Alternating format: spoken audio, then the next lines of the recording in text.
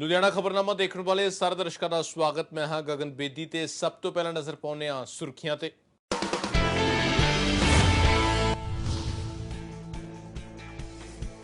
ਲੁਧਿਆਣਾ 'ਚ ਵਾਪਰੀ ਹੌਲਨਾਕ ਵਾਰਦਾਤ। ਵਿਅਕਤੀ ਨੇ ਪਰਿਵਾਰ ਦੇ 4 ਜੀਆਂ ਦਾ ਤੇਜ਼ਧਾਰ ਹਥਿਆਰ ਨਾਲ ਕੀਤਾ ਕਤਲ। ਪਤਨੀ, ਪੁੱਤਰ, ਨੂੰਹ ਅਤੇ 13 ਸਾਲ ਦੇ ਪੋਤੇ ਨੂੰ ਉਤਾਰਿਆ ਮੌਤ ਦੇ ਘਾਟ। ਕਤਲ ਕਰਨ ਤੋਂ ਬਾਅਦ ਮੌਕੇ ਤੋਂ ਮੁਲਜ਼ਮ ਹੋਇਆ ਫਰਾਰ।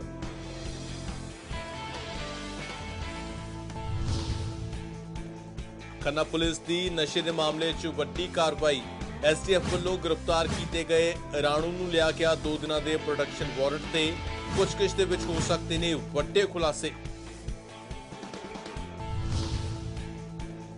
ਕਿਸਾਨਾਂ ਵੱਲੋਂ ਰੇਲ ਟਰੈਕਸ ਤੋਂ ਧਰਨੇ ਹਟਾਉਣ ਤੋਂ ਬਾਅਦ ਖੰਨਾ ਅਤੇ ਸਮਰਾਲਾ ਦੇ ਵਿੱਚ ਰੇਲ ਯਾਤਾਯਾਤ ਹੋਇਆ ਬਹਾਲ।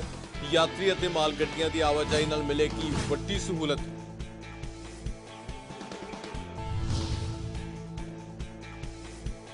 ਨਵੰਬਰ 'ਚ ਪੈ ਰਹੀ ਠੰਡ ਨੇ ਤੋੜੇ ਪਿਛਲੇ 40 ਸਾਲਾਂ ਦੇ ਰਿਕਾਰਡ। ਕਿਸਾਨਾਂ ਦੇ ਲਈ ਮੌਸਮ ਹੈ ਲਾਹੇਵੰਦ।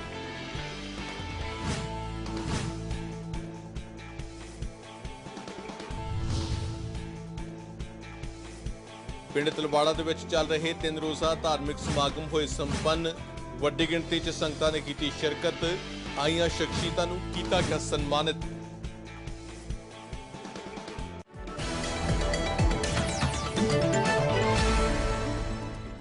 ਤੇ ਖਬਰਾਂ ਦੀ ਸ਼ੁਰੂਆਤ ਕਰਦੇ ਹਾਂ। ਲੁਧਿਆਣਾ ਦੇ ਵਿੱਚ ਅੱਜ ਇੱਕ ਅਜਿਹੀ ਘਟਨਾ ਵਾਪਰੀ ਜਿਸ ਨੇ ਹਰ ਕਿਸੇ ਨੂੰ ਕੰਬਾ ਕੇ ਰੱਖ ਦਿੱਤਾ। ਪੀਯੂ ਨੇੜੇ ਮਯੂਰ ਵਿਹਾਰ ਇਲਾਕੇ ਦੇ ਵਿੱਚ ਇੱਕ ਪ੍ਰਾਪਰਟੀ ਡੀਲਰ ਦੇ ਵੱਲੋਂ ਆਪਣੇ ਪਰਿਵਾਰ ਦੇ 4 ਜੀਆਂ ਦਾ ਬੇਹੱਦ ਬੇਰਹਿਮੀ ਦੇ ਨਾਲ ਕਤਲ ਕਰ ਦਿੱਤਾ ਗਿਆ। ਜਾਣਕਾਰੀ ਦੇ ਮੁਤਾਬਕ ਵਿਅਕਤੀ ਨੇ ਆਪਣੀ ਪਤਨੀ, ਪੁੱਤਰ, ਨੂੰਹ ਅਤੇ ਪੋਤੇ ਨੂੰ ਕੁਲਹਾੜੀ ਮਾਰ ਕੇ ਮੌਤ ਦੇ ਘਾਟ ਉਤਾਰ ਦਿੱਤਾ। ਕਤਲ ਦੇ ਕਾਰਨਾਂ ਦਾ ਫਿਲਹਾਲ ਕੁਝ ਵੀ ਪਤਾ ਨਹੀਂ ਲੱਗ ਸਕਿਆ। ਮੁਲਜ਼ਮ ਕਤਲ ਕਰਨ ਤੋਂ ਬਾਅਦ ਫਰਾਰ ਹੋ ਗਿਆ, ਜਿਸ ਦੀ ਭਾਲ ਕੀਤੀ ਜਾ ਰਹੀ ਹੈ। ਇਹ ਵੀ ਦੱਸਿਆ ਜਾ ਰਿਹਾ ਕਿ ਕਤਲ ਕਰਨ ਤੋਂ ਬਾਅਦ ਮੁਲਜ਼ਮ ਆਪਣੀ ਕਾਰ ਦੇ ਵਿੱਚ ਫਰਾਰ ਹੋ ਗਿਆ ਅਤੇ ਰਸਤੇ ਵਿੱਚ ਗੱਡੀ ਨੂੰ ਵੀ ਅੱਗ ਲਗਾ ਦਿੱਤੀ। ਮਯੂਰ ਵਿਹਾਰ ਹਮੜਾ ਰੋਡ ਦੇ ਉੱਤੇ ਜਿਹੜੀ ਇੱਕ ਸੋਸ਼ਲ ਵੈਲਫੇਅਰ ਸੁਸਾਇਟੀ ਹੈ, ਜਿੱਥੇ ਕਿ 100 ਦੇ ਕਰੀਬ ਘਰ ਨੇ, ਉੱਥੇ ਅੱਜ ਇੱਕ ਵੱਡੀ ਮੰਦਭਾਗੀ ਘਟਨਾ ਵਾਪਰੀ ਆ। ਬਠਿੰਡੇ ਤੋਂ ਬਾਅਦ ਜਿਸ ਤਰ੍ਹਾਂ ਬਠਿੰਡੇ ਦੇ ਵਿੱਚ 3 ਮਰਡਰ ਹੋਏ ਸੀ ਇੱਕੋ ਪਰਿਵਾਰ ਦੇ, ਅੱਜ ਜਿਹੜਾ ਹੈਗਾ ਇੱਕੋ ਪਰਿਵਾਰ ਦੇ 4 ਕਤਲ ਜਿਹੜੇ ਬੜੀ ਬੇਰਹਿਮੀ ਨਾਲ ਕੀਤੇ ਗਏ ਨੇ, ਜਿਹੜਾ ਕਿ ਕੁਲਾੜੀ ਨਾਲ ਉਹਨਾਂ ਨੂੰ ਵੱਢਿਆ ਗਿਆ। ਸਭ ਤੋਂ ਵੱਡੀ ਗੱਲ ਹੈਰਾਨੀਜਨਕ, ਘਰ ਦੇ ਹੀ ਮੁਖੀ ਨੇ ਜਿਹੜਾ ਹੈਗਾ 4 ਮੈਂਬਰਾਂ ਨੂੰ ਜਿਹੜਾ ਹੈਗਾ ਬੇਰਹਿਮੀ ਨਾਲ ਜਿਹੜਾ ਕਤਲ ਕੀਤਾ ਹੈਗਾ। ਇਸ ਮਾਮਲੇ ਦੇ ਵਿੱਚ ਕਤਲ ਕਰਨ ਤੋਂ ਬਾਅਦ ਜਿਹੜਾ ਘਰ ਦਾ ਮੁਖੀ ਆ ਉਹ ਫਰਾਰ ਹੋ ਗਿਆ ਹੈਗਾ। ਹੁਣ ਤੱਕ ਦੀ ਮਿਲੀ ਜਾਣਕਾਰੀ ਅਨੁਸਾਰ ਜਿਹੜਾ ਘਰ ਦਾ ਮੁਖੀ ਆ ਉਹਦੀ ਕਾਰ ਨੂੰ ਵੀ ਅੱਗ ਲੱਗੀ ਹੈ ਕਿਤੇ ਅੱਗੇ ਘਰ ਤੋਂ ਥੋੜੀ ਦੂਰ ਜਾ ਕੇ, ਜਿੱਥੇ ਕਿ ਉਸ ਦੀ ਵੀ ਹਾਲਤ ਗੰਭੀਰ ਦੱਸੀ ਜਾ ਰਹੀ ਹੈ। ਇਸ ਸਾਰੀ ਘਟਨਾ ਦੌਰਾਨ ਘਰ ਦੇ ਮੁਖੀ ਵੱਲੋਂ ਆਪਣੀ ਪਤਨੀ ਨੂੰ, ਆਪਣੇ ਬੇਟੇ ਨੂੰ, ਆਪਣੀ ਨੂੰਹ ਨੂੰ ਅਤੇ ਆਪਣੇ ਪੋਤੇ ਨੂੰ 12 ਸਾਲ ਦੇ ਨੂੰ ਬੜਾ ਬੇਰਹਿਮੀ ਦੇ ਨਾਲ ਜਿਹੜਾ ਕਤਲ ਕੀਤਾ ਗਿਆ ਹੈਗਾ। ਜਿਹੜੇ ਗਵਾਂਢੀ ਸੀਗੇ ਉਹਨਾਂ ਨਾਲ ਗੱਲ ਹੋਈ ਆ, ਉਹਨਾਂ ਦਾ ਇਹੀ ਕਹਿਣਾ ਸੀ ਸਾਰੇ ਮਾਮਲੇ ਦੇ ਵਿੱਚ ਤੁਸੀਂ ਦੇਖ ਸਕਦੇ ਹੋ ਤਸਵੀਰਾਂ ਦੇ ਵਿੱਚ ਜਿਹੜੇ ਪੁਲਿਸ ਇੱਥੇ ਮੌਕੇ ਤੇ ਪਹੁੰਚੀ ਹੋਈ ਆ। ਪੁਲਿਸ ਵੱਲੋਂ ਜਿਹੜੀ ਜਾਂਚ ਕੀਤੀ ਜਾ ਰਹੀ ਆ। ਏਡੀਸੀਪੀ ਸਮੀਰ ਵਰਮਾ ਇੱਥੇ ਮੌਕੇ ਤੇ। ਸਮੀਰ ਜੀ, ਕੀ ਕਹਿਣਾ ਚਾਹੁੰਦੇ ਇਸ ਘਟਨਾ ਦੇ ਵਿੱਚ, ਕੀ ਹੁਣ ਤੱਕ ਮੁੱਢਲੀ ਜਾਂਚ ਪਤਾ ਲੱਗਿਆ ਹੈਗਾ?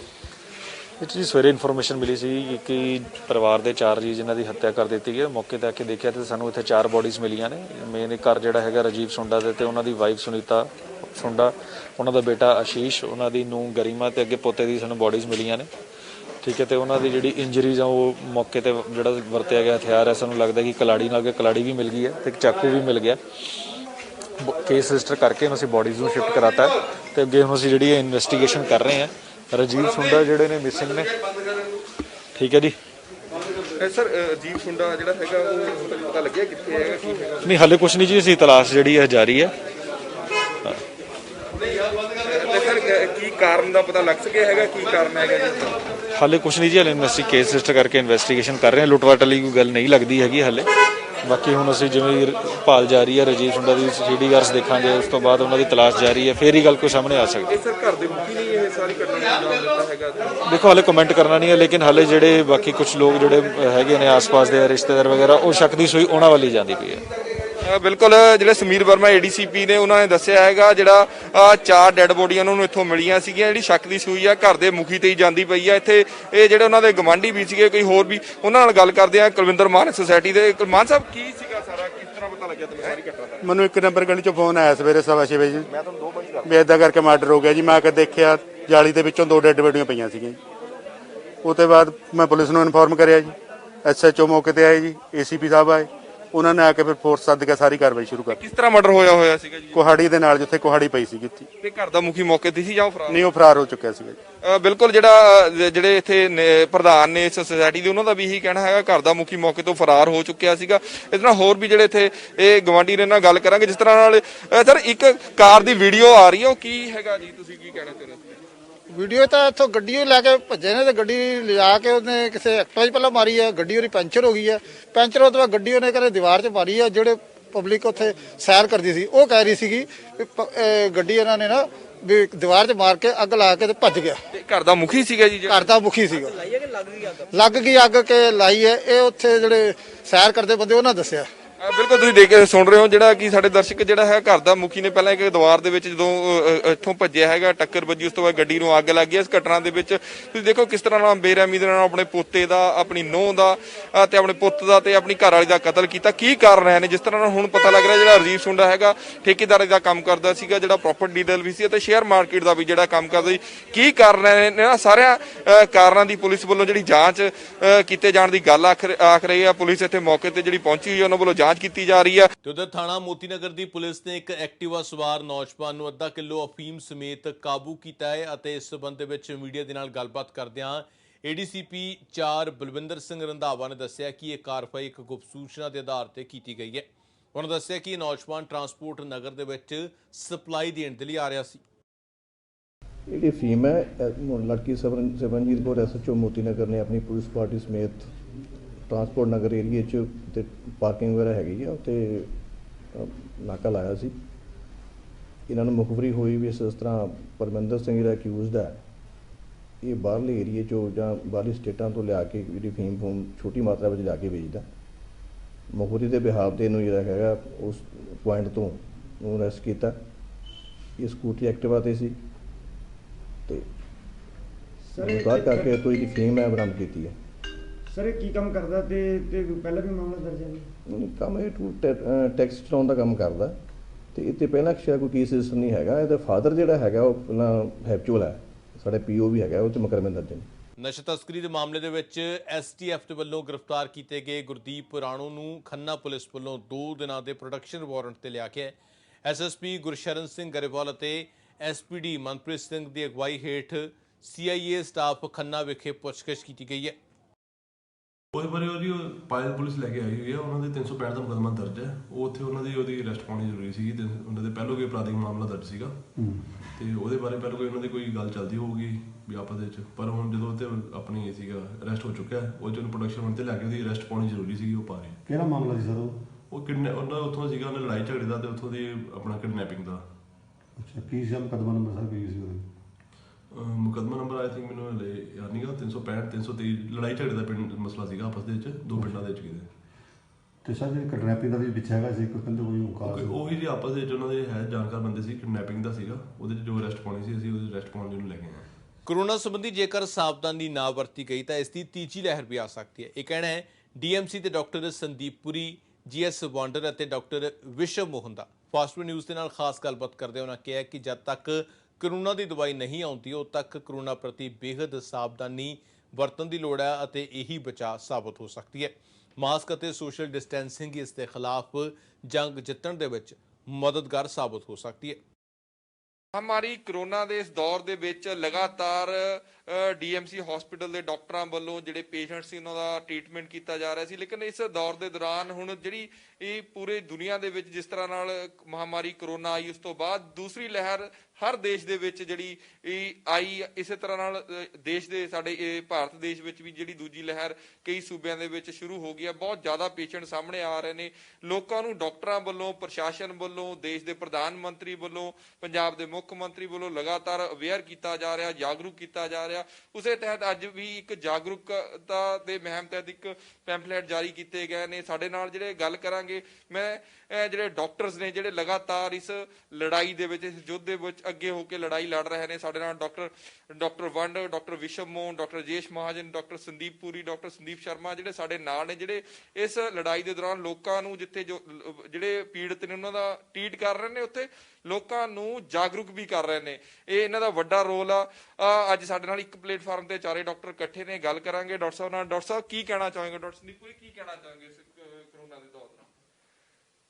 ਇੱਕ ਬਹੁਤ ਮੁਸ਼ਕਿਲ ਦੌਰ ਹੈ ਜਿੰਦੇ ਵਿੱਚ ਸਾਡੀ ਸਟੇਟ, ਸਾਡੀ ਕੰਟਰੀ, ਸਾਰੀ ਦੁਨੀਆ ਹੀ ਨਿਕਲ ਰਹੀ ਹੈਗੀ ਹੈ ਤੇ ਆਪਾਂ ਨੂੰ ਆਪਣੇ ਆਪ ਨੂੰ ਸਾਰਿਆਂ ਨੂੰ ਬਚਾ ਕੇ ਰੱਖਣਾ ਹੈ ਤੇ ਡੀਐਮਸੀ ਦੀ ਜਿੰਨੀ ਮੈਨੇਜਮੈਂਟ ਹੈ, ਜਿੰਨੀ ਐਡਮਿਨਿਸਟ੍ਰੇਸ਼ਨ ਹੈ, ਜਿੰਨੀ ਫੈਕਲਟੀ, ਹਰ ਤਰ੍ਹਾਂ ਦਾ ਸਟਾਫ ਜਿਹੜਾ ਹੈਗਾ ਉਹਨੇ ਆਪਣੇ ਵੱਲੋਂ ਜੀ ਜਾਨ ਲਗਾ ਕੇ ਕੋਸ਼ਿਸ਼ ਕੀਤੀ ਹੈਗੀ ਹੈ ਕਿ ਵੀ ਜੋ ਸੇਵਾ ਇੱਥੇ ਕੀਤੀ ਜਾ ਸਕਦੀ ਹੈ। ਲੇਕਿਨ ਸਾਡੀ ਜਿਹੜੀ ਸੋਸ਼ਲ ਰਿਸਪੌਂਸਿਬਿਲਿਟੀ ਉਹ ਸਾਰੇ ਆਪਾਂ ਨੇ ਮਿਲ ਕੇ ਕਰਨੀ ਹੈਗੀ ਹੈ, ਬੇਵਕੂਫੀਆਂ ਨਹੀਂ ਕਰਨੀਆਂ ਹੈਗੀਆਂ ਨੇ। ਜੋ ਇਸ ਪੈਂਫਲੇਟ ਵਿੱਚ ਦਰਸਾਇਆ ਗਿਆ ਉਸ ਨੂੰ ਸਾਰੇ ਜਣੇ ਫੋਲੋ ਕਰਾਂਗੇ ਤੇ ਉਮੀਦ ਕਰਦੇ ਹਾਂ ਕਿ ਇਸ ਪੈਂਡੇਮਿਕ ਤੋਂ ਜਲਦੀ ਸਾਨੂੰ ਛੁਟਕਾਰਾ ਮਿਲੇਗਾ ਤੇ ਆਪਾਂ ਇੱਕ ਨਾਰਮਲ ਜ਼ਿੰਦਗੀ ਦੁਆਰਾ ਤੋਂ ਬਤੀਤ ਕਰਾਂਗੇ। ਡਾਕਟਰ ਵਿਸ਼ਵਮੋਹਨ, ਜਿਸ ਤਰ੍ਹਾਂ ਨਾਲ ਦੂਸਰੀ ਲਹਿਰ ਸ਼ੁਰੂ ਹੋ ਗਈ ਆ, ਲੋਕਾਂ ਨੇ ਅਵੇਸਲਾਪਣ ਸ਼ੁਰੂ ਕਰਤਾ ਸੀਗਾ, ਕਿਸ ਤਰ੍ਹਾਂ ਬਚ ਸਕਦੇ ਆ? ਕੇਸ ਵੀ ਲਗਾਤਾਰ ਲੁਧਿਆਣਾ 'ਚ ਵੱਧ ਰਹੇ। ਦੇਖੋ ਕਿ ਆਪਾਂ ਜਿੱਦਾਂ ਹਮੇਸ਼ਾ ਡਿਸਕਸ ਕਰਦੇ ਆ ਕਿ ਆਪਣੀ ਸੈਕਿੰਡ ਵੇਵ ਆਏਗੀ, ਪਿਛਲੇ ਮਹੀਨੇ ਵੀ ਡਿਸਕਸ ਕੀਤਾ ਸੀ, ਉਹ ਆ ਗਈ ਹੈ। ਸੈਕਿੰਡ ਵੇਵ ਇੱਕ ਪ੍ਰੋਸੈਸ ਹੈ, ਜਿਹੜਾ ਵੀ ਐਪੀਡੈਮਿਕ ਉਹਦਾ ਆਉਂਦਾ ਹੈ। ਮੇਨ ਚੀਜ਼ ਇਹ ਹੈਗੀ ਹੈ ਕਿ ਉਹਨੂੰ ਆਪਾਂ ਇੱਕੋ ਬਿਲਕੁਲ ਮਾਰੋ ਮਾਰੀ ਨਾ ਹੋਵੇ ਜਿੱਦਾਂ ਪਹਿਲਾਂ ਸੀਗੀ। ਉਸ ਦੀ ਜਿਹੜੀ ਪੀਕ ਹੈ ਉਹਨੂੰ ਆਪਾਂ ਘਟਾ ਸਕਦੇ ਹਾਂ ਤੇ ਇਹ ਵੀ ਕੋਸ਼ਿਸ਼ ਕਰ ਸਕਦੇ ਹਾਂ ਕਿ ਜਿਹੜੀ ਸੈਕਿੰਡ ਵੇਵ ਹੈ ਉਹਦੀ ਜਿਹੜੀ ਇੰਟੈਂਸਿਟੀ ਹੈ ਉਹ ਵੀ ਆਪਾਂ ਘਟਾ ਸਕੀਏ, ਰਿਪਲ 'ਚ ਬਦਲ ਜੇ, ਹੈ ਨਾ, ਵੇਵ 'ਚ ਬਦਲ ਜੇ, ਘਟ ਜੇ। ਇਹ ਪੋਸੀਬਲ ਹੈਗਾ। ਉਹਦੇ ਪੋਸੀਬਿਲਿਟੀ ਦੇ ਆਪਾਂ ਨੂੰ ਤਿੰਨ ਇਹਦੇ ਵਿੱਚ ਬਹੁਤ ਜ਼ਿਆਦਾ ਇੰਪੋਰਟੈਂਟ ਮੁੱਦੇ ਜਿਹੜੇ ਆਪਾਂ ਪਹਿਲਾਂ ਵੀ ਕਹਿੰਦੇ ਆਉਂਦੇ ਰਹਿੰਦੇ ਹਾਂ। ਸਭ ਤੋਂ ਇੰਪੋਰਟੈਂਟ ਹੈ ਕਿ ਕਿਉਂਕਿ ਵੈਕਸੀਨ ਹਲੇ ਆਪਣੀ ਬਹੁਤ ਦੂਰ ਹੈ, ਉਦੋਂ ਤੱਕ ਸੈਕਿੰਡ ਵੇਵ ਆ ਜਾਏਗੀ, ਹੋ ਸਕਦਾ ਥਰਡ ਵੀ ਆਵੇ। ਉਸ ਤੋਂ ਪਹਿਲਾਂ ਜਿਹੜੀ ਮਾਸਕ ਹੈ ਉਹੀ ਵੈਕਸੀਨ ਹੈ, ਜਿਹੜੀ ਕਿ ਅਸੀਂ ਜਿਹੜਾ ਇਹ ਸਲੋਗਨ ਹੈ ਕਈ ਮਹੀਨਿਆਂ ਤੋਂ ਆਪਾਂ ਯੂਜ਼ ਕਰ ਰਹੇ ਹਾਂ ਕਿ ਮਾਸਕ ਇਜ਼ ਵੈਕਸੀਨ। ਸੈਕਿੰਡ ਚੀਜ਼ ਹੈ ਕਿ ਜਿੰਨੀ ਸੀ ਓਵਰ ਕਰਾਊਡਿੰਗ ਹੈ, ਜਿੰਨੀ ਆਪਾਂ ਘੱਟ ਤੋਂ ਘੱਟ ਕਰਾਂਗੇ, ਬੇਮਤਲਬ ਤੋਂ ਨਾ ਬਾਹਰ ਜਾਵਾਂਗੇ, ਉਹਨਾਂ ਆਪਾਂ ਬਚਾਓ ਕਰ ਸਕਦੇ ਹਾਂ। ਤੀਸਰਾ ਆਪਣਾ ਸਭ ਤੋਂ ਇੰਪੋਰਟੈਂਟ ਚੀਜ਼ ਜਿਹੜੀ ਆਪਾਂ ਡਿਸਕਸ ਕੀਤੀ ਸੀ ਉਹ ਹੈਂਡ ਵਾਸ਼ਿੰਗ ਬਾਰੇ ਕੀਤੀ ਸੀ ਕਿ ਆਪਣੇ ਹੱਥ ਦੀ ਸਫਾਈ ਬਾਰ-ਬਾਰ ਕਰੋ। ਜੇ ਤਿੰਨ ਚੀਜ਼ਾਂ ਕਰ ਸਕਦੇ ਹਾਂ ਤੇ 80% ਤੋਂ ਜ਼ਿਆਦਾ ਪਾਪੂਲੇਸ਼ਨ ਲੁਧਿਆਣਾ ਦੀ ਜਾਂ ਪੰਜਾਬ ਦੀ ਮਾਸਕ ਪਾ ਕੇ ਰੱਖੇ ਤਾਂ ਉਹਦੇ ਵਿੱਚ ਕਾਫੀ ਜ਼ਿਆਦਾ ਚਾਂਸ ਹੈ ਕਿ ਆਪਾਂ ਜਿਹੜੀ ਸੈਕਿੰਡ ਵੇਵ ਹੈ ਪੂਰੀ ਸਕਸੈਸਫੁਲੀ ਜਿੱਦਾਂ ਪਹਿਲੀ ਵੇਵ ਨਾਲ ਜਿੱਤਿਆ, ਸੈਕਿੰਡ ਵੇਵ ਨਾਲ ਜਿੱਤ ਸਕਾਂਗੇ। ਤੇ ਜਿਹੜਾ ਅੱਜ ਦਾ ਇਹ ਪ੍ਰੋਜੈਕਟ ਹੈ, ਇਹਦੇ ਵਿੱਚ ਜੋ ਪ੍ਰਸ਼ਾਸਨ ਹੈ ਸਾਡਾ, ਡਿਸਟ੍ਰਿਕਟ ਐਡਮਿਨਿਸਟ੍ਰੇਸ਼ਨ, ਉਹਨਾਂ ਨਾਲ ਅਸੀਂ ਡਿਸਕਸ ਕੀਤਾ ਸੀ। ਕੁਝ ਵੱਡੇ ਹਸਪੀਟਲਸ ਨੂੰ ਉਹਨਾਂ ਨੇ ਕੀਤਾ ਕਿ ਹਸਪੀਟਲ ਨੂੰ ਅਲੱਗ-ਅਲੱਗ ਏਰੀਆ ਅਸੀਂ ਲੁਧਿਆਣਾ ਦਾ ਡਿਵਾਈਡ ਕੀਤਾ ਹੈ, ਡਿਫਰੈਂਟ ਜ਼ੋਨ ਵਿੱਚ। ਪੰਜਾਬ ਡੀਐਮਸੀ ਨੂੰ ਕਾਫੀ ਵੱਡਾ ਜ਼ੋਨ ਮਿਲਿਆ ਹੈ ਨੈਚੁਰਲੀ, ਕਿਉਂਕਿ ਬੜਾ ਹਸਪੀਟਲ ਸੀ।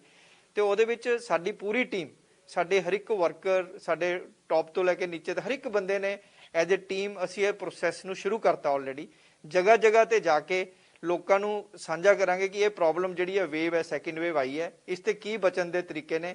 ਘਰ ਘਰ ਜਾ ਕੇ, ਪੂਰੇ ਏਰੀਆ 'ਚ ਜਾ ਕੇ ਇਹਨੂੰ ਅਸੀਂ ਪ੍ਰੋਪੇਗੇਟ ਕਰ ਰਹੇ ਹਾਂ। ਡਾਕਟਰ ਸਾਹਿਬ, ਕਈ ਲੋਕ ਵਿਸਲੇ ਹੋ ਗਏ, ਹੁਣ ਉਹਨਾਂ ਨੇ ਮਾਸਕ ਲਾਉਣਾ ਛੱਡਤਾ ਵੀ ਇਹ ਸਿਰਫ ਇੱਕ ਸਰਕਾਰਾਂ ਦਾ ਬਣਾਇਆ ਹੋਇਆ ਇੱਕ ਸਿਰਫ ਉਹ ਹੈਗਾ, ਸਰਕਾਰਾਂ ਡਰਾਉਣ ਲਈ ਇਹ ਕਰ ਰਹੀਆਂ ਨੇ, ਇਹਦੇ ਲਈ ਲੋਕਾਂ ਨੂੰ ਕੀ?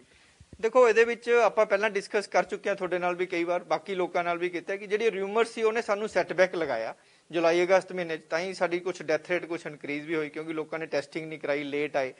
ਪਰ ਹੁਣ ਜ਼ਿਆਦਾਤਰ ਲੋਕ ਇਸ ਤੋਂ ਜਾਗਰੂਕ ਹੋ ਗਏ ਆ ਕਿਉਂਕਿ ਯੰਗ ਡੈਥਸ ਹੋਣੀਆਂ ਸ਼ੁਰੂ ਹੋ ਗਈਆਂ ਨੇ। ਜਦੋਂ ਯੰਗ ਡੈਥਸ ਹੁੰਦੀਆਂ ਤਾਂ ਲੋਕਾਂ ਨੂੰ ਝੰਜੋੜ ਦਿੰਦੀਆਂ ਨੇ, ਤਾਂ ਉਹਦੇ ਨਾਲ ਲੋਕਾਂ ਨੂੰ ਇਹ ਹੋਗਾ ਵੀ ਇਹ ਕੋਵਿਡ ਜਿਹੜਾ ਹੈਗਾ ਇਹ ਹੈ ਚੀਜ਼ ਹੈ। ਕਿਉਂਕਿ ਜਿਨ੍ਹਾਂ ਦੇ ਘਰ ਚੋਂ ਲੋਕ ਮੈਂਬਰ ਜਾਂਦੇ ਨੇ, ਜਿਨ੍ਹਾਂ ਦੇ ਲੋਕਾਂ ਦੀ ਡੈਥ ਹੁੰਦੀ ਹੈ ਤੇ ਆਸ-ਪਾਸ ਮੁਹੱਲੇ ਲੋਕਾਂ ਦੇ ਵਿੱਚ ਹੁੰਦਾ, ਤਾਂ ਉਹਨਾਂ ਨੂੰ ਇਹ ਚੀਜ਼ ਐਪਰੀਸ਼ੀਏਟ ਕਰਦੇ ਆ ਕਿ ਕੋਵਿਡ ਹੈਗਾ। ਪਰ ਫਿਰ ਵੀ ਕੁਝ ਲੋਕ ਪਰਟੀਕੂਲਰਲੀ ਯੰਗਸਟਰਸ ਨੇ, ਉਹ ਇਸ ਚੀਜ਼ ਨੂੰ ਐਵੇਂ ਹੀ ਲੈਂਦੇ ਵੀ ਇਹ ਕੁਝ ਨਹੀਂ ਹੈਗਾ। ਪਰ ਉਹਨਾਂ ਵਾਸਤੇ ਮੈਨੂੰ ਇਹੀ ਰਿਕੁਐਸਟ ਹੈ ਬਾਰ-ਬਾਰ ਕਿ ਉਹਨਾਂ ਨੂੰ ਹੋ ਸਕਦਾ ਕੋਵਿਡ ਮਾਈਲਡ ਡਿਜ਼ੀਜ਼ ਹੋਵੇ, ਪਰ ਉਹਨਾਂ ਤੋਂ ਉਹਨਾਂ ਦੇ ਜਿਹੜੇ ਪੇਰੈਂਟਸ ਹੈ ਜਾਂ ਸੀਨੀਅਰ ਰਿਲੇਟਿਵਸ ਹੈ ਜਾਂ ਬਾਕੀ ਹੋਰ ਸੀਨੀਅਰ ਸਿਟੀਜ਼ਨ ਹੈ, ਉਹਨਾਂ ਤੋਂ ਇਹ ਡਿਜ਼ੀਜ਼ ਸੀਰੀਅਸ ਹੋ ਸਕਦਾ। ਸੋ ਮੇਰੀ ਉਹਨਾਂ ਨੂੰ ਵੀ ਇਹ ਰਿਕੁਐਸਟ ਹੈ ਕਿ ਜਿਹੜੇ ਯੰਗਸਟਰ ਨੇ ਉਹ ਵੀ ਆਪਣੇ ਆਪ ਨੂੰ ਇਸ ਚੀਜ਼ ਨੂੰ ਸਮਝਣ ਤੇ ਆਪਣਾ ਮਾਸਕ ਤੇ ਸੋਸ਼ਲ ਡਿਸਟੈਂਸਿੰਗ ਨੂੰ ਮੇਨਟੇਨ ਕਰਨ। ਸਾਡੇ ਨਾਲ ਡੀਐਮਸੀ ਦੇ ਡਾਕਟਰ ਸੀਗੇ, ਜਿਹੜੇ ਡਾਕਟਰ ਲਗਾਤਾਰ ਇਸ ਲੜਾਈ ਦੇ ਵਿੱਚ ਅੱਗੇ ਹੋ ਕੇ ਇਹ ਲੜਦੇ ਰਹੇ ਨੇ, ਜਿਹੜੇ ਲੋਕਾਂ ਨੂੰ ਬਚਾਉਂਦੇ ਰਹੇ ਨੇ। ਲੇਕਿਨ ਉਹਨਾਂ ਦਾ ਇਹੀ ਕਹਿਣਾ ਹੈਗਾ ਕਿਤੇ ਨਾ ਕਿਤੇ ਹਲੇ ਵੈਕਸੀਨ ਦਾ ਵੀ ਆਉਣ ਦੇ ਵਿੱਚ ਕਾਫੀ ਸਮਾਂ ਹੈਗਾ। ਮਾਸਕ ਹੀ ਸਾਡੇ ਲਈ ਵੱਡੀ ਵੈਕਸੀਨ ਆ। ਜੇਕਰ ਅਸੀਂ ਮਾਸਕ ਅਤੇ ਸੋਸ਼ਲ ਡਿਸਟੈਂਸਿੰਗ ਇਹ ਜਿਹੜੀਆਂ ਚੀਜ਼ਾਂ ਦੀ ਵਰਤੋਂ ਕਰਾਂਗੇ ਤਾਂ ਹੋ ਸਕਦਾ ਅਸੀਂ ਜਿਹੜੀ ਸੈਕਿੰਡ ਵੇਵ ਤੋਂ ਬਚ ਸਕਦੇ ਹਾਂ। ਲੇਕਿਨ ਜਿਸ ਤਰ੍ਹਾਂ ਦਿੱਲੀ ਦੇ ਵਿੱਚ ਪਹਿਲਾਂ ਵੀ ਦਿੱਲੀ ਨਾਲੋਂ ਅਸੀਂ 3 ਹਫ਼ਤੇ ਲੇਟ ਪੰਜਾਬ ਦੇ ਵਿੱਚ ਸੈਕਿੰਡ ਵੇਵ ਸ਼ੁਰੂ ਹੋਈ, ਹੁਣ ਵੀ ਜੇਕਰ ਜਿਸ ਤਰ੍ਹਾਂ ਪੰਜਾਬ ਸਰਕਾਰ ਵੀ ਕਹਿ ਰਹੀ ਆ ਆਉਣ ਵਾਲੇ 2 ਹਫ਼ਤੇ ਬੜੇ ਕ੍ਰੂਸ਼ਲ ਨੇ, ਲੋਕਾਂ ਨੂੰ ਚਾਹੀਦਾ ਮਾਸਕ ਲਾ ਕੇ ਰੱਖਣ, ਸੋਸ਼ਲ ਡਿਸਟੈਂਸਿੰਗ ਰੱਖਣ, ਕਿਤੇ ਨਾ ਸਮਾਜਿਕ ਕਿਸ ਤਰ੍ਹਾਂ ਦੇ ਫੰਕਸ਼ਨ ਨੇ ਉਹਨਾਂ ਵਿੱਚ ਨਾ ਜਾਣ, ਸੋਸ਼ਲ ਗੈਦਰਿੰਗ 'ਚ ਨਾ ਜਾਣ, ਤਾਂ ਹੀ ਅਸੀਂ ਜਿਹੜਾ ਹੈਗਾ ਸੈਕਿੰਡ ਵੇਵ ਤੋਂ ਬਚਾਅ ਕਰ ਸਕਦੇ ਹਾਂ। ਜਿਹੜੇ ਲੋਕ ਵਿਸਲਾਪਣ ਕਰ ਰਹੇ ਇਸ ਟਾਈਮ, ਜਿਹੜੇ ਮਾਸਕ ਨਹੀਂ ਲਗਾ ਰਹੇ, ਜਿਹੜੇ ਯੰਗ ਜਨਰੇਸ਼ਨ ਆ, ਬੇਸ਼ੱਕ ਉਹ ਮਾਈਲਡ ਉਹਨਾਂ ਦੇ ਵਿੱਚ ਸਿੰਪਟਮਸ ਆ ਕੇ ਉਹ ਬਚ ਜਾਂਦੇ ਨੇ, ਲੇਕਿਨ ਉਹ ਕਿਤੇ ਨਾ ਕਿਤੇ ਆਪਣੇ ਘਰ ਦੇ ਪਰਿਵਾਰਕ ਮੈਂਬਰਾਂ ਨੂੰ, ਆਪਣੇ ਦਾਦਾ ਦਾਦੀ ਨੂੰ, ਆਪਣੇ ਮਾਤਾ ਪਿਤਾ ਨੂੰ ਇਸ ਬਿਮਾਰੀ ਦੀ ਚਪੇਟ ਵਿੱਚ ਲਿਆ ਸਕਦੇ ਨੇ। ਸੋ ਕਿਤੇ ਨਾ ਕਿਤੇ ਅਣਗਹਿਲੀ ਜਿਹੜੀ ਵੱਡੀ ਬਿਮਾਰੀ ਦਾ ਕਾਰਨ ਬਣ ਸਕਦੀ ਹੈ। ਸੋ ਜਿਸ ਤਰ੍ਹਾਂ ਸਾਨੂੰ ਡਾਕਟਰਾਂ ਨੇ ਅਵੇਅਰ ਕੀਤਾ, ਜਾਗਰੂਕ ਕੀਤਾ ਹੈਗਾ, ਇਹਨਾਂ ਡਾਕਟਰਾਂ ਨੇ ਉਹਨਾਂ ਦੇ ਜਾਗਰੂਕ ਕਰਨ ਦੇ ਹਿਸਾਬ ਨਾਲ ਅਸੀਂ ਚੱਲੀਏ ਤੇ ਇਸ ਜਿਹੜੀ ਕਰੋਨਾ ਦੀ ਮਹਾਮਾਰੀ ਤੋਂ ਬਚ ਸਕੀਏ। ਲੁਧਿਆਣਾ ਤੋਂ ਕੈਮਰਾ ਪਰਸਨ ਰੋਹਿਤ ਦੇ ਨਾਲ ਤਰਸੇਮ ਪਾਲ। ਲੁਧਿਆਣਾ ਵਿਖੇ ਸਟੀਲ ਇੰਡਸਟਰੀ ਨਾਰਥ ਵੱਲੋਂ ਆਪਣੀਆਂ ਮੁਸ਼ਕਲਾਂ ਨੂੰ ਲੈ ਕੇ ਇੱਕ ਪ੍ਰੈਸ ਕਾਨਫਰੰਸ ਕੀਤੀ ਗਈ, ਜਿਸ ਵਿੱਚ ਉਹਨਾਂ ਕਿਸਾਨਾਂ ਨੂੰ ਅਪੀਲ ਕੀਤੀ ਹੈ ਕਿ ਉਹ ਮਾਲ ਗੱਡੀਆਂ ਨੂੰ ਆਉਣ ਦੇਣ ਅਤੇ ਇਸ ਦੇ ਲਈ ਰੇਲ ਟਰੈਕਸ ਤੇ ਲਗਾਏ ਧਰਨੇ ਚੁੱਕਣ। ਮੀਡੀਆ ਦੇ ਨਾਲ ਗੱਲਬਾਤ ਕਰਦਿਆਂ ਉਦਯੋਗਪਤੀ ਹਰੀਸ਼ ਦੂਆ ਨੇ ਕਿਹਾ ਕਿ ਰੇਲ ਟਰੈਕਸ ਜਾਮ ਕਰਨ ਦਾ ਸਭ ਤੋਂ ਜ਼ਿਆਦਾ ਅਸਰ ਉਹਨਾਂ ਦੀ ਇੰਡਸਟਰੀ ਨੂੰ ਪਿਆ। ਉਹਨਾਂ ਕਿਹਾ ਕਿ ਕਿਸਾਨਾਂ ਵੱਲੋਂ ਮਾਲ ਗੱਡੀਆਂ ਸ਼ੁਰੂ ਕਰਨ ਦਾ ਜਿਹੜਾ ਫੈਸਲਾ ਕੀਤਾ ਗਿਆ, ਅਸੀਂ ਉਸ ਦਾ ਸਵਾਗਤ ਵੀ ਕਰਦੇ ਹਾਂ। ਅਸੀਂ ਨਾਰਥ ਇੰਡੀਆ ਲੁਧਿਆਣਾ, ਸਾਡਾ ਬਿਜ਼ਨਸ ਜਿਹੜਾ ਸਟੀਲ ਦਾ ਹੈਗਾ, ਸਭ ਤੋਂ ਜ਼ਿਆਦਾ ਇਫੈਕਟ ਸਾਡੀ ਇੰਡਸਟਰੀ ਨੂੰ ਪਿਆ ਸੀਗਾ, ਕਿਉਂਕਿ ਸਾਡਾ ਰਾ ਮਟੀਰੀਅਲ ਜਿਹੜਾ ਹੈਗਾ ਸਾਰਾ ਬਾਹਰੋਂ ਆ ਰਿਹਾ, ਚਾਹੇ ਉਹ ਸਪੰਜ ਆਇਰਨ ਹੈ, ਚਾਹੇ ਉਹ ਸਕ੍ਰੈਪ ਹੈ, ਚਾਹੇ ਉਹ ਫੈਰੋਲਾਈਜ਼ ਹੈਗੇ ਹੈ। ਜਦੋਂ ਦੀ ਰੇਲਵੇ ਲਾਈਨ ਬੰਦ ਹੋਈ ਹੈ, ਸਾਡਾ ਜਿਹੜਾ ਪ੍ਰੋਡਕਸ਼ਨ ਹੈ 50% ਡਾਊਨ ਹੋ ਚੁੱਕੀ ਸੀਗੀ, ਔਰ ਉਹਦੇ ਨਾਲ ਕੀ ਹੈ ਸਟੀਲ ਦੇ ਰੇਟ ਬਹੁਤ ਵੱਧ ਰਹੇ ਸੀਗੇ। ਅਸੀਂ ਕਿਉਂਕਿ ਬਾਹਰਲੇ ਪਲਾਂਟਾਂ ਤੋਂ ਸਟੀਲ ਵੀ ਨਹੀਂ ਆ ਰਿਹਾ ਸੀ, ਵਿਸ਼ਾਖਾਪਟਨਮ ਤੋਂ ਸਟੀਲ ਨਹੀਂ ਆ ਰਿਹਾ ਸੀ, ਕਿਤੋਂ ਹੋਰ ਸਟੀਲ ਨਹੀਂ ਆ ਰਿਹਾ ਸੀ, ਉਹਦੇ ਛੋਟੀ ਇੰਡਸਟਰੀ ਨੂੰ ਬਹੁਤ ਇੰਪੈਕਟ ਆ ਰਿਹਾ ਸੀਗਾ। ਤੇ ਅਸੀਂ ਸ਼ੁਰੂ ਤੋਂ ਪਹਿਲਾਂ ਵੀ ਕਿਸਾਨ ਭਰਾਵਾਂ ਨੂੰ ਰਿਕੁਐਸਟ ਕੀਤੀ ਸੀ ਵੀ ਇਹ ਆਪਣਾ ਧਰਨਾ ਚੱਕ ਲਓ, ਵੀ ਇਹ ਧਰਨਾ ਜਿਹੜਾ ਹੈਗਾ ਪੰਜਾਬ ਲਈ ਠੀਕ ਨਹੀਂ ਹੈਗਾ, ਵੀ ਜੋ ਜਿਹੜੀ ਮੰਗਾਂ ਹੈਗੀਆਂ ਥਰੂ ਰਾਜਾ ਜੀ ਜਾ ਕੇ ਮੋਦੀ ਸਾਹਿਬ ਨਾਲ ਗੱਲ ਕਰਕੇ ਇਹਨੂੰ ਸੁਲਝਾਓ ਤੇ ਸਾਡੀ ਇੰਡਸਟਰੀ ਨੂੰ ਨਾ ਮਰਵਾਓ। ਫਿਲਹਾਲ ਰੁਕਾਂਗੇ ਇੱਕ ਛੋਟੇ ਜਿਹੇ ਬ੍ਰੇਕ ਦੇ ਲਈ। ਬ੍ਰੇਕ ਤੋਂ ਬਾਅਦ ਮੁੜ ਹਾਜ਼ਰ ਹੁੰਦੇ ਹਾਂ ਕੁਝ ਹੋਰ ਖਬਰਾਂ ਦੇ ਨਾਲ।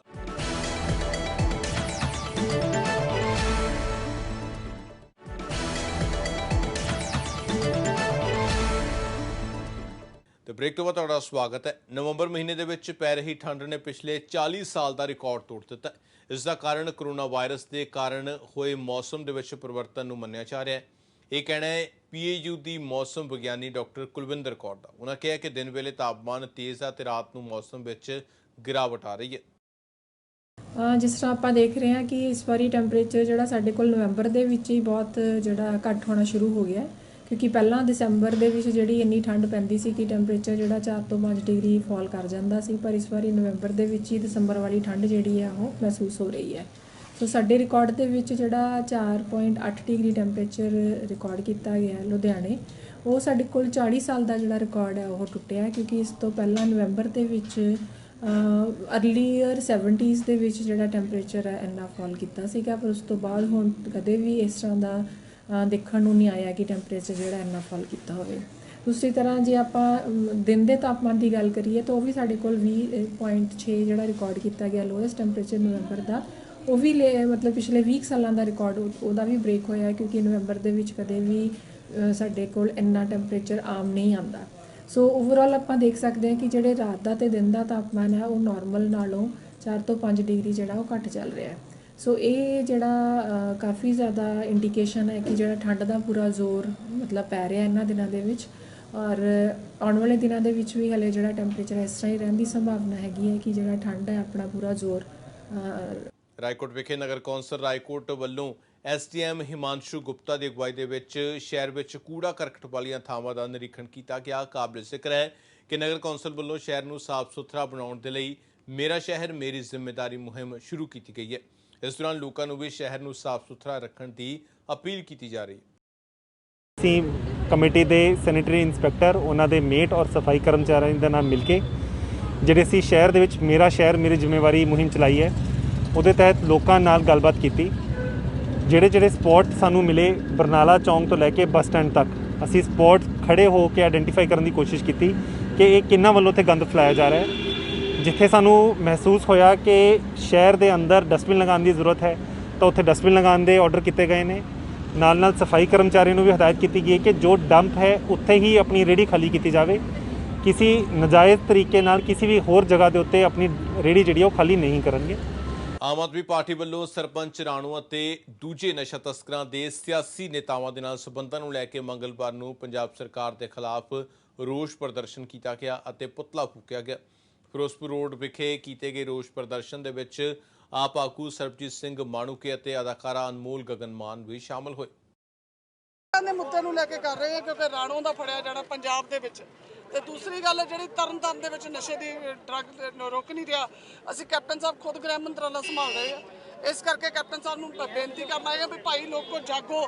ਤੇ 2014 ਦੇ ਵਿੱਚ ਗੁਟਕਾ ਸਾਹਿਬ ਦੀ ਸਹੁੰ ਖਾਧੀ ਸੀ ਤੇ ਨਸ਼ਾ ਮਾਫੀਆ ਰੋਕਣ ਦੀ, ਰੋਕੋ ਨਸ਼ਾ ਨਹੀਂ ਤਾਂ ਲੋਕ ਮਰ ਜਾਣਗੇ ਪੰਜਾਬ ਪਰ ਪੁਲਿਸ STF ਦੀ ਇਸ ਮਾਮਲੇ ਨੂੰ ਲੈ ਕੇ ਸੰਜੀਦਾ ਹੈਗੀ, ਉਹ ਵੀ ਲਗਾਤਾਰ ਨਸ਼ੇ ਦੀ ਖੇਪ। STF ਵਾਕਈ ਸੰਜੀਦਾ, ਕਿਉਂਕਿ STF ਨੇ ਫੜਿਆ ਤਾਂ ਉਹਦਾ ਧੰਨਵਾਦ, ਪਰ ਜਿਹੜੇ ਬੈਠ ਕੇ ਪੁਲਿਸ ਪ੍ਰਸ਼ਾਸਨ ਉਹਦੇ ਨਾਲ ਚਾਹ ਪੀਂਦਾ ਸੀ ਉਹ ਵੀ ਜਾਂਚ ਦੇ ਦਾਇਰੇ 'ਚ। ਲੁਧਿਆਣਾ ਦੇ ਪਿੰਡ ਤਲਵਾੜਾ ਵਿਖੇ ਚੱਲ ਰਹੇ 3 ਰੋਜ਼ਾ ਧਾਰਮਿਕ ਸਮਾਗਮ ਮੰਗਲਵਾਰ ਨੂੰ ਜਾਹੋ ਜਲਾਲ ਦੇ ਨਾਲ ਸੰਪੰਨ ਹੋ ਕੇ ਮੇਲੇ ਦੇ ਆਖਰੀ ਦਿਨ ਸਰਬੱਤ ਦੇ ਭਲੇ ਦੀ ਅਰਦਾਸ ਕੀਤੀ ਗਈ। ਇਸ ਮੌਕੇ ਪ੍ਰਬੰਧਕਾਂ ਵੱਲੋਂ ਵਿਧਾਇਕ ਮਨਪ੍ਰੀਤ ਸਿੰਘ ਇਆਲੀ ਸਮੇਤ ਪਹੁੰਚੀਆਂ ਹਸਤੀਆਂ ਨੂੰ ਸਨਮਾਨਿਤ ਵੀ ਕੀਤਾ ਗਿਆ। ਵਾਹਿਗੁਰੂ ਜੀ ਕਾ ਖਾਲਸਾ ਵਾਹਿਗੁਰੂ ਜੀ ਕੀ ਫਤਿਹ। ਅੱਜ ਧੰਨ ਧੰਨ ਬਾਬਾ ਨੱਥੂ ਜੀ ਦੀ ਯਾਦ ਵਿੱਚ 20ਵਾਂ ਸਾਲਾਨਾ ਦਿਵਸ ਮਨਾਇਆ ਗਿਆ ਹੈ, ਜੋੜ ਮੇਲਾ ਮਨਾਇਆ ਗਿਆ ਹੈ, ਜੋ ਕਿ ਸੰਤ ਬਾਬਾ ਲਖਵੀਰ ਸਿੰਘ ਜੀ ਤੇ ਸੰਤ ਬਾਬਾ ਕਮਲਜੀਤ ਸਿੰਘ ਹੋਣਾ ਵੱਲੋਂ ਮਨਾਇਆ ਗਿਆ ਹੈ। ਇਹ ਇੱਕ ਬਹੁਤ ਵੱਡਾ ਉਪਰਾਲਾ ਹੈ ਜੋ ਕਿ ਹਮੇਸ਼ਾ ਇਹ ਸਿੱਖੋਂ ਗੋਤ ਦੇ ਜਠੇਰਿਆਂ ਦੇ ਇਹ ਵਡੇਰੇ ਮੰਨੇ ਗਏ ਹਨ। ਅਤੇ ਸਭ ਤੋਂ ਵੱਡੀ ਖੁਸ਼ੀ ਵਾਲੀ ਗੱਲ ਇਹ ਹੈ ਕਿ ਇਸ ਸਾਲ ਬਾਬਾ ਜੀ ਨੇ ਐਲਾਨ ਕੀਤਾ ਹੈ ਕਿ 5 ਤੋਂ 10 ਸਾਲ ਦੇ ਜੋ ਬੱਚੇ ਹਨ ਉਹਨਾਂ ਨੂੰ ਗੁਰਸਿੱਖੀ ਦੀ ਵਿੱਦਿਆ ਦਿੱਤੀ ਜਾਵੇਗੀ ਤੇ ਹਰੇਕ ਸੰਡੇ ਕਲਾਸ ਲਈ ਜਾਵੇਗੀ। ਮੈਂ ਸਮਝਦਾ ਕਿ ਸਾਨੂੰ ਇਹੋ ਜਿਹੇ ਉਪਰਾਲੇ ਬਹੁਤ ਲੋੜ ਹੈ ਕਿਉਂਕਿ ਦਿਨੋਂ ਦਿਨ ਸਿੱਖੀ ਦੇ ਵਿੱਚ ਜੋ ਨਿਘਾਰ ਆ ਰਿਹਾ ਹੈ ਇਹ ਇੱਕ ਬਹੁਤ ਵੱਡਾ ਉਦਮ ਹੈ ਜਿਸ ਨਾਲ ਕਿ ਆਉਣ ਵਾਲੇ ਸਮੇਂ ਦੇ ਵਿੱਚ ਸਾਡੀਆਂ ਪੀੜ੍ਹੀਆਂ ਨੂੰ ਬਹੁਤ ਵਧੀਆ ਸਿੱਖੀ ਤੋਂ ਸੇਧ ਦਿੱਤੀ ਜਾਏਗੀ। ਅੱਜ ਹਰ ਸਾਲ ਦੀ ਤਰ੍ਹਾਂ ਧੰਨ ਧੰਨ ਸ਼ਹੀਦ ਬਾਬਾ ਨੱਥੂ ਦੇ ਸਥਾਨ ਤੇ ਪਿੰਡ ਤਲਵਾੜਾ ਵਿਖੇ 20ਵਾਂ ਸਾਲਾਨਾ ਸਮਾਗਮ ਧੰਨ ਧੰਨ ਸ੍ਰੀ ਗੁਰੂ ਗ੍ਰੰਥ ਸਾਹਿਬ ਦੀ ਛਤਰੀ ਹੇਠਾਂ ਮਨਾਇਆ ਗਿਆ। ਮਹਾਂਪੁਰਸ਼ ਪਹੁੰਚੇ ਨੇ ਸੰਤ ਅਮਰੀਕ ਸਿੰਘ ਪੰਜ ਭੈਣੀਆਂ ਵਾਲੇ, ਸੰਤ ਸੁਖਵਿੰਦਰ ਸਿੰਘ ਜੀ ਆਲੋਵਾਲ ਵਾਲੇ, ਸੰਤ ਪਰਮਜੀਤ ਸਿੰਘ ਜੀ ਲਾਧੀਆਂ ਵਾਲੇ, ਸੰਤ ਕੇਰ ਸਿੰਘ ਜੀ ਨਾਨਕਸਰ ਵਾਲੇ ਮਹਾਂਪੁਰਸ਼ ਪਹੁੰਚੇ ਨੇ। ਹੋਰ ਵੀ ਰਾਗੀ ਢਾਡੀ ਆ ਕੇ ਗੁਰਬਾਣੀ ਨਾਲ ਸੰਗਤਾਂ ਨੂੰ ਜੋੜਿਆ ਤੇ ਅਸੀਂ ਆਈਆਂ ਸੰਗਤਾਂ ਦਾ ਤੇ ਦੇਸ਼ ਵਿਦੇਸ਼ ਤੋਂ ਜੋ ਵੀ ਸੇਵਾ ਭੇਜੀ ਹੈ, ਲੰਗਰ ਦੀ ਸੇਵਾ ਕੀਤੀ ਹੈ, ਸਭ ਦਾ ਕੋਟਨ-ਕੋਟ ਧੰਨਵਾਦ ਕਰਦੇ ਹਾਂ। ਕੇਂਦਰ ਸਰਕਾਰ ਵੱਲੋਂ ਪਾਸ ਕੀਤੇ ਗਏ ਖੇਤੀ ਕਾਨੂੰਨਾਂ ਦੇ ਖਿਲਾਫ ਲਗਭਗ 50 ਦਿਨ ਤੋਂ ਵੀ ਵੱਧ ਹੋ ਚੁੱਕੇ ਨੇ ਤੇ ਵੱਖ-ਵੱਖ ਕਿਸਾਨ ਜਥੇਬੰਦੀਆਂ ਰੇਲਵੇ ਪਲੇਟਫਾਰਮਸ ਤੇ ਬੈਠੀਆਂ ਨੇ, ਜਿਸ ਤੋਂ ਬਾਅਦ ਸੀਐਮ ਦੇ ਨਾਲ ਮੀਟਿੰਗ ਕਰਨ ਤੋਂ ਬਾਅਦ ਕਿਸਾਨ ਜਥੇਬੰਦੀਆਂ ਵੱਲੋਂ ਰੇਲਾਂ ਚਲਾਉਣ ਦਾ ਫੈਸਲਾ ਲਿਆ ਗਿਆ ਸੀ, ਜਿਸ ਤੋਂ ਬਾਅਦ ਅੱਜ ਵੱਖ-ਵੱਖ ਸਟੇਸ਼ਨਾਂ ਤੋਂ ਕਿਸਾਨ ਜਥੇਬੰਦੀਆਂ ਦੇ ਆਗੂਆਂ ਨੇ ਆਪਣਾ ਧਰਨਾ ਚੁੱਕ ਲਿਆ ਅਤੇ ਰੇਲਾਂ ਚੱਲਣੀਆਂ ਸ਼ੁਰੂ ਹੋਈਆਂ ਨੇ।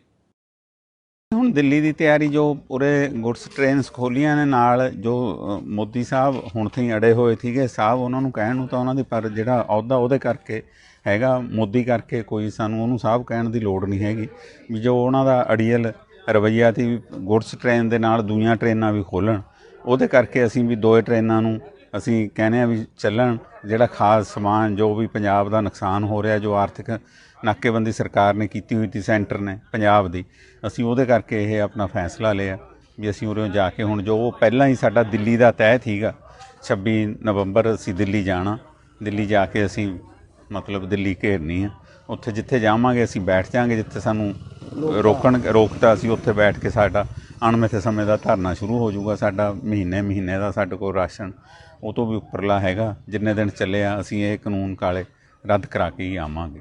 ਉਧਰ ਲੁਧਿਆਣਾ ਦੇ ਰਾਜਗੁਰੂ ਨਗਰ ਸਥਿਤ ਅਸ਼ਮੀਤ ਅਕੈਡਮੀ ਦੇ ਵਿੱਚ ਫੈਸ਼ਨ ਸ਼ੋਅ ਕਰਵਾਇਆ ਗਿਆ, ਜਿਸ ਵਿੱਚ ਬੱਚਿਆਂ ਵੱਲੋਂ ਵੱਧ ਚੜ੍ਹ ਕੇ ਹਿੱਸਾ ਲਿਆ ਗਿਆ। ਇਸ ਮੌਕੇ ਬੱਚਿਆਂ ਵੱਲੋਂ ਆਪਣੀ ਪ੍ਰਤਿਭਾ ਦਾ ਪ੍ਰਦਰਸ਼ਨ ਵੀ ਕੀਤਾ ਗਿਆ। I am here, Ashmeet Academy, to watch the show. यहाँ शो हो रहा है बच्चों का, यहाँ पे बहुत मज़ा आ रहा है। बच्चे बड़े अलग अलग तरीके से अपना परफॉर्मेंस शो कर रहे हैं, कोई भंगड़ा, कोई कथक, कोई कुछ, मतलब लाइक यहाँ आके कोई फैशन शो, हर बच्चे का अपना अपना ओपिनियन यहाँ पे बाहर आ रहा है। लाइक यहाँ ये शो बच्चों के लिए बड़ा वो है इम्पॉर्टेंट है, लाइक कि बड़ा आगे जा सकते हैं बच्चे, छोटे से अगर यहाँ से स्टार्टिंग करेंगे लाइक बड़े होके बड़ा कुछ कर सकते हैं। I wish all the best to all the kids who are here. Hi friends, myself Ruchika Thapar, owner of Fashion Circle. आज हम अशमीत सिंह म्यूज़िक अकेडमी में हमारा second Punjab got talent show लेकर आए हैं, जो हमारी सीरीज़ सेकंड है। फर्स्ट सीरीज़ हमने लास्ट ईयर की थी, जिसमें हमने 3 कैटेगरीज रखी थी, सिंगिंग, मॉडलिंग और डांसिंग। इस बार हमने पंजाब के इस लेवल के शो में सिर्फ एक ही कैटेगरी रखी है, डांसिंग की। और डांस बच्चे अलग अलग सिटीज़ से आए हैं, पटियाला, जलंधर, लुधियाना, और रिप्रेजेंट कर रहे हैं अपनी अपनी सिटीज़ को। बच्चे बहुत इंजॉय कर रहे हैं, कल्चरल डांस है और वेस्टर्न डांस है। मैं एक ऐसा प्लेटफॉर्म है ये कि बच्चों को ये मिलता रहना चाहिए ताकि बच्चे अपनी इनर अपना टैलेंट बाहर लेकर आ सके, क्योंकि बच्चों को ऐसा प्लेटफॉर्म रेयर ही मिल पाता है। तो मैं सबको यही बोलूँगी, हमें इस तरह के इवेंट्स अपने पंजाब को रिप्रेजेंट करते हुए करते रहने चाहिए। और मैं बहुत हैप्पी हूँ कि बच्चों ने बढ़ चढ़ कर इसमें पार्टिसिपेट किया है। मेरा नाम अनमोलप्रीत है and I am the certified makeup artist. So मुझे आज इधर दिलजीत निगाह सर एंड रुचिका मैम ने इधर अशमीत अकेडमी में बुलाया है, सो दैट के यहाँ टैलेंट शो चल रहा है चिल्ड्रन का, specially to enhance their talent and ये शो बहुत अमेजिंग जा रहा है, बहुत ज़्यादा इतना टैलेंट है किड्स में, हमें लगता है कि लाइक हमारे में कुछ भी नहीं है in front of those children. So मुझे बहुत अच्छा लग रहा है एंड आई जस्ट होप कि मुझे वो आगे भी बुलाते रहें ऐसे शोज़ में। ਨਿਗਰਾਨ ਸੇਵਾ ਸੰਸਥਾ ਦੇ ਵੱਲੋਂ ਖੇਤੀ ਕਾਨੂੰਨਾਂ ਨੂੰ ਲੈ ਕੇ ਦੇਸ਼ ਦੀ ਸੁਪਰੀਮ ਕੋਰਟ, ਰਾਸ਼ਟਰਪਤੀ ਅਤੇ ਪ੍ਰਧਾਨ ਮੰਤਰੀ ਨੂੰ ਮੰਗ ਪੱਤਰ ਭੇਜਿਆ ਗਿਆ। ਇਸ ਦੇ ਲਈ ਸੇਵਾ ਸੰਸਥਾ ਦੇ ਅਹੁਦੇਦਾਰਾਂ ਵੱਲੋਂ ਡੀਸੀ ਨੂੰ ਵੀ ਮੰਗ ਪੱਤਰ ਦਿੱਤਾ ਗਿਆ। ਡੀਸੀ ਸਾਹਿਬ ਰਾਹੀਂ ਅਸੀਂ ਮਾਨਯੋਗ ਸੁਪਰੀਮ ਕੋਰਟ ਜੀ ਨੂੰ, ਮਾਨਯੋਗ ਰਾਸ਼ਟਰਪਤੀ ਜੀ ਨੂੰ, ਮਾਨਯੋਗ ਨਰਿੰਦਰ ਮੋਦੀ ਜੀ ਅਤੇ ਅਮਿਤ ਸ਼ਾਹ ਜੀ ਨੂੰ ਅਸੀਂ ਮੈਮੋਰੰਡਮ ਦੇਣ ਲੱਗੇ ਹਾਂ ਕਿ ਜਿਹੜੇ ਕਿਸਾਨਾਂ ਲਈ ਇਹਨਾਂ ਨੇ ਨਵੇਂ ਖੇਤੀਬਾੜੀ ਕਾਨੂੰਨ ਤਿਆਰ ਕੀਤੇ ਨੇ ਉਹ ਇਹਨਾਂ ਦੀ ਸਲਾਹ ਨਾਲ ਜੇ ਪਹਿਲਾਂ ਬਣਾਏ ਜਾਂਦੇ ਤਾਂ ਅੱਜ ਇਹ ਜਿਹੜਾ ਧਰਨੇ ਵਗੈਰਾ ਨਹੀਂ ਸੀ ਲੱਗਣੇ, ਵਿਰੋਧ ਨਹੀਂ ਸੀ ਹੋਣਾ। ਇਸ ਕਰਕੇ ਚਲੋ ਹੁਣ ਇਹਨਾਂ ਨੂੰ ਰੱਦ ਕਰਕੇ ਗੌਰਮੈਂਟ ਨਵੇਂ ਕਾਨੂੰਨ ਇਹਨਾਂ ਦੀ ਸਲਾਹ ਨਾਲ ਤਿਆਰ ਕਰੇ ਜਿਹੜੇ ਇਹਨਾਂ ਦੇ ਫਾਇਦੇ ਵਿੱਚ ਹੋਣ। ਅਸੀਂ ਅੱਜ ਇਕੱਠੇ ਹੋਏ ਹਾਂ, ਜਿਹੜੇ ਕਿਸਾਨਾਂ ਦੇ ਨਾਲ ਧੱਕਾ ਹੋ ਰਿਹਾ, ਵਪਾਰੀ ਲੋਕਾਂ ਨਾਲ ਧੱਕਾ ਹੋ ਰਿਹਾ, ਇਹ ਇਕੱਲੇ ਉਹਨਾਂ ਦੇ ਨਾਲ ਨਹੀਂ ਹੈ, ਬਾਕੀ ਮਜ਼ਦੂਰਾਂ ਦੇ ਨਾਲ ਵੀ ਧੱਕਾ ਹੋ ਰਿਹਾ, ਹਰ ਇਨਸਾਨ ਨਾਲ ਹੋ ਰਿਹਾ। ਅੱਜ ਮੋਦੀ ਸਾਹਿਬ ਸਾਡੇ ਦੇਸ਼ ਦੇ ਪ੍ਰਧਾਨ ਮੰਤਰੀ ਆ ਤੇ ਉਹ ਇਸੀ ਕਿਸਾਨਾਂ ਦੀ ਵੋਟਾਂ ਦੇ ਨਾਲ ਬਣੇ ਆ। ਅਸੀਂ ਮੋਦੀ ਸਾਹਿਬ ਨੂੰ ਇਹ ਚੇਤਾਵਨੀ ਦੇਣਾ ਚਾਹੁੰਦੇ ਆ ਕਿ ਇਹ ਇਕੱਲਾ ਜਿਹੜਾ ਮਸਲਾ ਵਾ ਇਹ ਇਕੱਲਾ ਕਿਸਾਨਾਂ ਦਾ ਨਹੀਂ ਹੈ, ਹੋਰ ਵੀ ਜਿਹੜੇ ਹਿੰਦੁਸਤਾਨ ਦੇ ਵਿੱਚ ਵਾਸੀ ਆ ਸਾਰੇ ਹਿੰਦੁਸਤਾਨੀਆਂ ਦਾ। ਅੱਜ ਅਸੀਂ ਕਹਿੰਦੇ ਆ ਕਿ ਇਹ ਜਿਹੜੇ ਕਾਨੂੰਨ ਬਣਾਏ ਆ ਮੋਦੀ ਸਾਹਿਬ ਇਹਨਾਂ ਨੂੰ ਵਾਪਸ ਲਏ ਜਾਣ ਤਾਂ ਕਿ ਕਿਸਾਨ ਜਿਹੜਾ ਵਾ ਆਪਣੀ ਰੋਜੀ ਰੋਟੀ ਤੇ ਇਹ ਕੰਮ ਕਰ ਸਕੇ। ਇਸ ਦੇ ਨਾਲ ਹੀ ਵੇਲਾ ਹੋ ਗਿਆ ਤੁਹਾਡੇ ਤੋਂ ਆਗਿਆ ਲੈਣ ਦਾ। ਬੁਲਟਨ ਦੇ ਵਿੱਚ ਜਾਣ ਤੋਂ ਪਹਿਲਾਂ ਇੱਕ ਵਾਰ ਫਿਰ ਤੋਂ ਨਜ਼ਰ ਪਾਉਂਦੇ ਹਾਂ ਹੈਡਲਾਈਨਸ ਦੇ ਉੱਤੇ।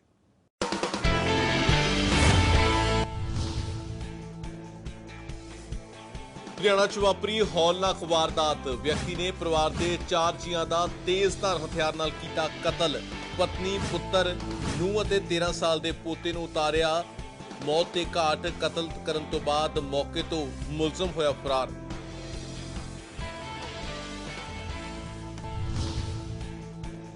ਖੰਨਾ ਪੁਲਿਸ ਦੀ ਨਸ਼ੇ ਦੇ ਮਾਮਲੇ 'ਚ ਵੱਡੀ ਕਾਰਵਾਈ, ਐਸਟੀਐਫ ਵੱਲੋਂ ਗ੍ਰਿਫਤਾਰ ਕੀਤੇ ਗਏ ਰਾਣੂ ਨੂੰ ਲਿਆ ਗਿਆ 2 ਦਿਨਾਂ ਦੇ ਪ੍ਰੋਡਕਸ਼ਨ ਵਾਰੰਟ ਤੇ ਪੁੱਛਗਿੱਛ ਦੇ ਵਿੱਚ ਹੋ ਸਕਦੇ ਨੇ ਵੱਡੇ ਖੁਲਾਸੇ। ਕਿਸਾਨਾਂ ਵੱਲੋਂ ਰੇਲ ਟਰੈਕਸ ਤੋਂ ਧਰਨੇ ਹਟਾਉਣ ਤੋਂ ਬਾਅਦ ਖੰਨਾ ਅਤੇ ਸਮਰਾਲਾ ਦੇ ਵਿੱਚ ਰੇਲ ਯਾਤਾਯਾਤ ਹੋਇਆ ਬਹਾਲ। ਯਾਤਰੀ ਅਤੇ ਮਾਲ ਗੱਡੀਆਂ ਦੀ ਆਵਾਜਾਈ ਨਾਲ ਮਿਲੇਗੀ ਵੱਡੀ ਸਹੂਲਤ।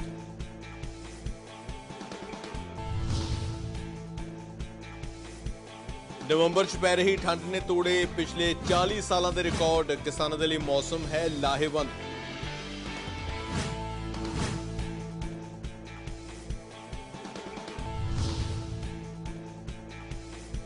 ਪਿੰਡ ਤਲਵਾੜਾ ਦੇ ਵਿੱਚ ਚੱਲ ਰਹੇ 3 ਰੋਜ਼ਾ ਧਾਰਮਿਕ ਸਮਾਗਮ ਹੋਏ ਸੰਪੰਨ। ਵੱਡੀ ਗਿਣਤੀ 'ਚ ਸੰਗਤਾਂ ਨੇ ਕੀਤੀ ਸ਼ਿਰਕਤ। ਆਈਆਂ ਸ਼ਖਸੀਅਤਾਂ ਨੂੰ ਕੀਤਾ ਗਿਆ ਸਨਮਾਨਿਤ।